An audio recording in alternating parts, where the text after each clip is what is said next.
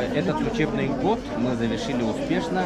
То есть это означает, что учебный предмет физическая культура единственный предмет, который принес из заключительного этапа двух призеров Олимпиады. Одна наша девушка, которая принимала участие, очень близка была к победителям, поэтому у нее есть еще шансы. В этом году она перешла только в 11 класс, поэтому то есть она только в 10 классе училась, перешла в 11, у нее очень большой потенциал.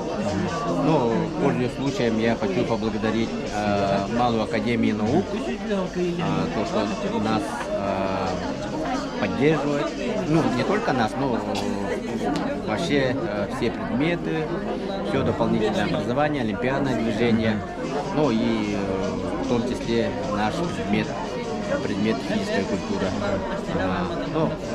В этом году-то мы надеемся как раз заявиться со дня проведения заключительного этапа в следующем году. Учебный год 24-25 по физической культуре.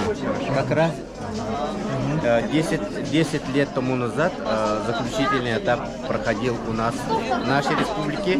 Это впервые в истории вообще существования олимпиадного движения предмет физическая культура прошел на нашей республике, на наших этих спортивных объектах, поэтому отзывы очень хорошие.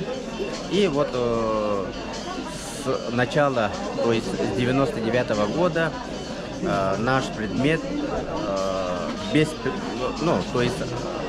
переходит только с призерами. Единственный предмет, я думаю, и уверен, что единственный предмет, который переносит призеров из заключительного этапа.